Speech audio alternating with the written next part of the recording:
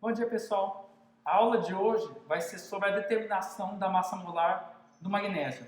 O magnésio, ele é um sólido a temperatura ambiente, certo? E apresenta características metálicas. Quer dizer, ele, quando a sua superfície exposta emite luz, certo? Quando a luz é incidida sobre eles, quer dizer, ele tem um brilho metálico e ele é um condutor elétrico, certo? E também um condutor de calor.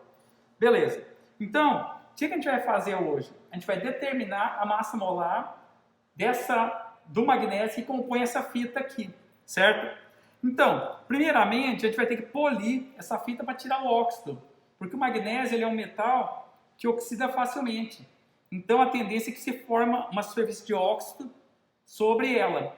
Então, a gente vai primeiro polir, certo? Lixar um pouco essa fita de magnésio para liberar o óxido que está por cima e a gente poder ver o seu caráter metálico e ele reagir mais facilmente. E aí depois a gente vai colocar um pedaço dessa fita dentro de um cilindro graduado, certo? Contendo ácido. E esse cilindro vai ficar dentro desse outro cilindro maior aqui. Por que é colocado dessa forma? Porque quando a fita de magnésio reagir com o ácido que vai estar aqui dentro, vai ocorrer uma reação que gera uma formação de hidrogênio. E o hidrogênio sobe e vai ficar represado nesse cilindro interno aqui.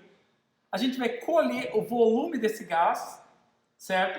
A gente vai medir o volume desse gás. Sabendo o volume desse gás, a temperatura e a pressão atmosférica, a gente vai conseguir determinar, a partir das leis dos gases ideais, qual é o número de mols de hidrogênio que tem dentro dessa coluna aqui. A quantidade de hidrogênio dentro dessa coluna é diretamente proporcional à quantidade de magnésio que tinha aqui. Então é possível determinar o número de mols de hidrogênio, certo? Usando a lei dos gases, temperatura, pressão e volume, a gente consegue determinar o número de mols. Sabendo o número de mols de hidrogênio, a gente consegue determinar o número de mols de magnésio que tinha num pedaço dessa fita, certo? Então a gente tem o número de mols de magnésio e a gente vai ter a massa devida a essa quantidade de matéria. Por quê? Porque a gente vai pegar esse pedaço de fita antes de ocorrer a reação e vamos levar na balança. Então a gente vai ter a massa dessa porção de magnésio e a gente vai ter o número de mols contidos nessa massa. Com isso a gente determina a massa molar. Como vocês já podem ter percebido, a ideia de determinar a massa molar do magnésio gera a gente o seguinte princípio. A gente determina a massa molar do magnésio de forma indireta, certo? Isso quer dizer, a gente faz uma medição da quantidade de número de mols de magnésio aqui através de um processo indireto. Por quê? Porque a gente converte essa fita de magnésio em hidrogênio, usando uma equação, certo? Deve aparecer aqui embaixo a equação. E sabendo a quantidade de mols de hidrogênio, a gente consegue determinar a quantidade de mols de magnésio. Ok? Então vamos começar. Primeiramente, eu vou mostrar para vocês. Aqui está o magnésio, certo? Eu vou lixar ele, como eu já tinha dito anteriormente, para tirar a superfície de óxido.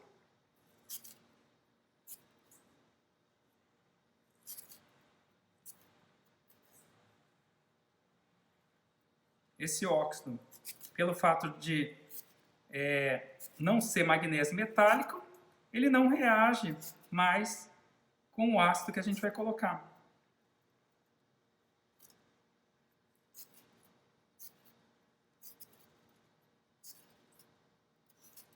Certo, já foi suficiente. Ok. Agora o que a gente vai fazer? Cortar um pedaço dessa fita, certo? Aproximadamente 3 centímetros. Vou pegar aqui. Ok. Aproximadamente 30 miligramas. Então eu tenho aqui a fita de magnésio. Como que eu vou fazer? Eu vou pesar agora isso daqui. Ok? Vamos então para a balança. Então, chegamos aqui na balança. Vamos colocar o vidro de relógio, certo? Fazer a pesagem em cima do vidro de relógio. Após colocar o vidro de relógio, vamos tarar a balança. Pronto, ela está ajustada já no zero. E vamos colocar agora a fita de magnésio.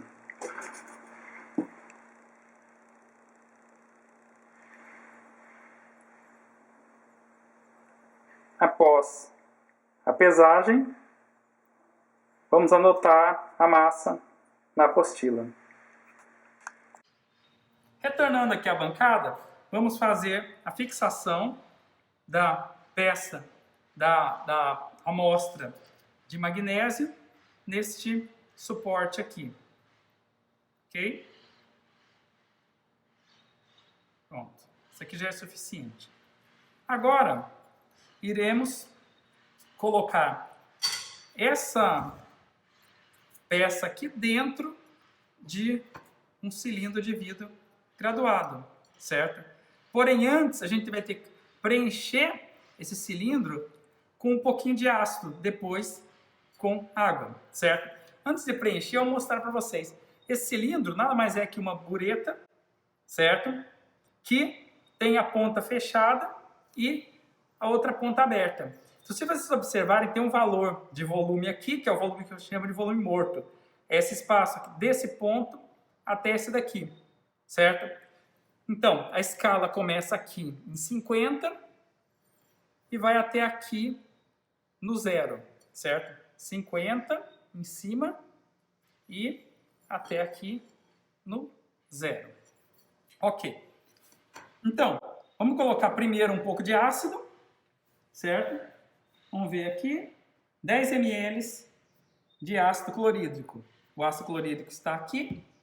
Vou pegar então 10 ml de ácido clorídrico.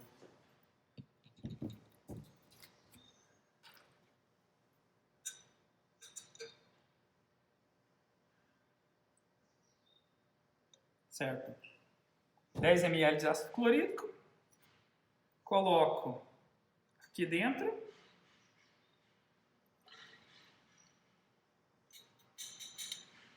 Certo? Agora, preencho com água destilada. É bom tirar todo... Nenhuma bolha pode ficar aqui nessa parte de baixo.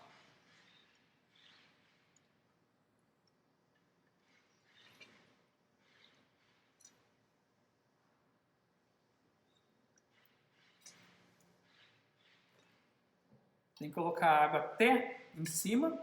Não pode ficar nada de ar.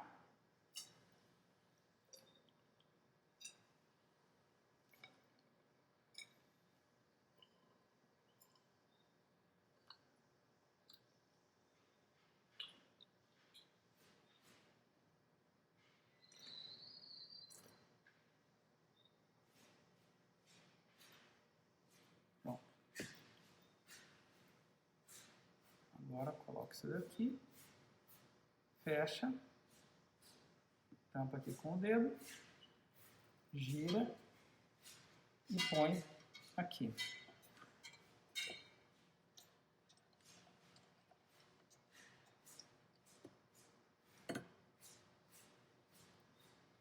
Agora eu vou arrastar isso daqui. O que vai acontecer?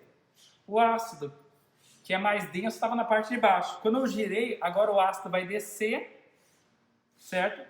E vai começar a atacar. Então a gente pode observar aqui que está ocorrendo um ataque da amostra de magnésio, certo?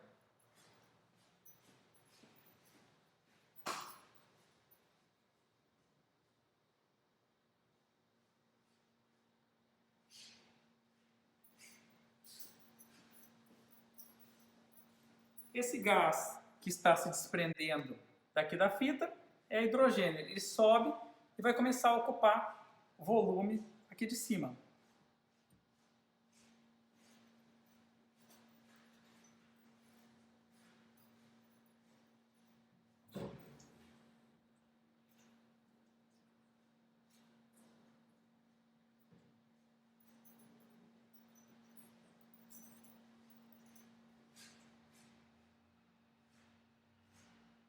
Dá uma paradinha.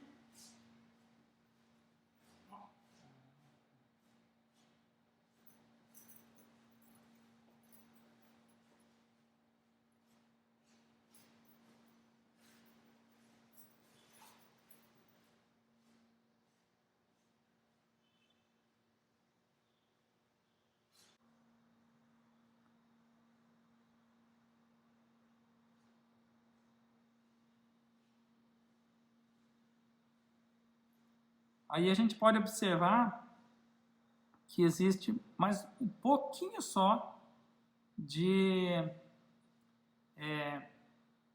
amostra de magnésio.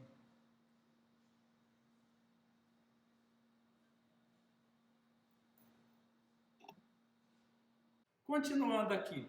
Então, a fita de magnésio foi corroída pelo ácido, certo?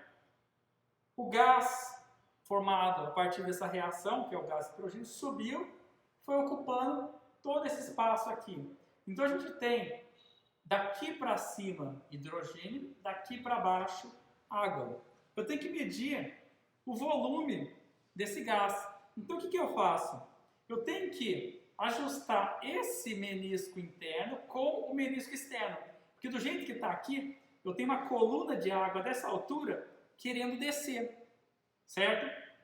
Se esse menisco estivesse aqui embaixo, quer dizer, se tivesse mais gás, estivesse aqui embaixo, eu teria essa coluna de água externa querendo entrar. Então eu ajusto esse menisco interno com o menisco externo,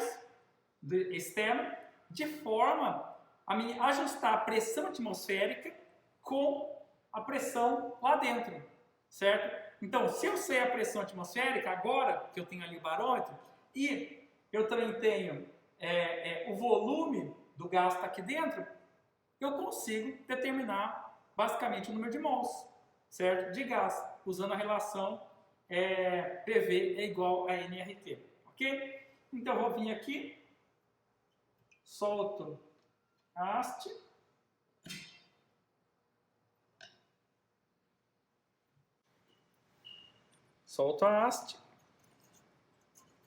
desço até a altura da água, do volume de água, e agora eu faço a leitura.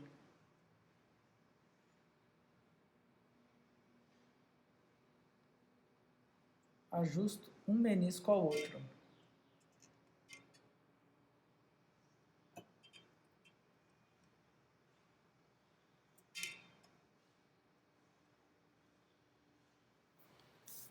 Ok.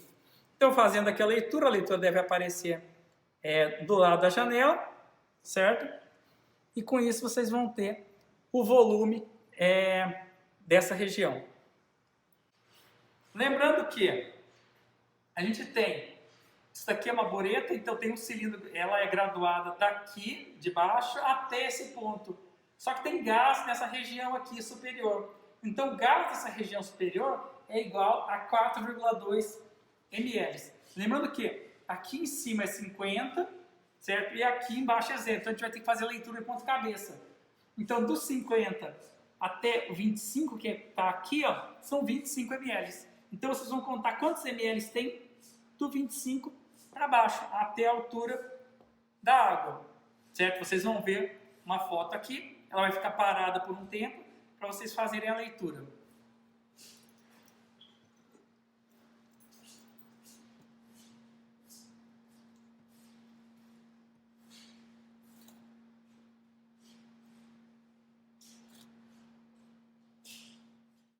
E nessa figura é possível observar um desenho que representa o esquema do experimento.